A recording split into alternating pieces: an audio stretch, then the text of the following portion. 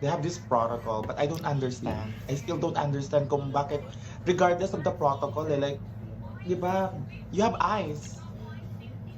You have eyes. You can see this person wearing Exactly. heeled dress, long hair.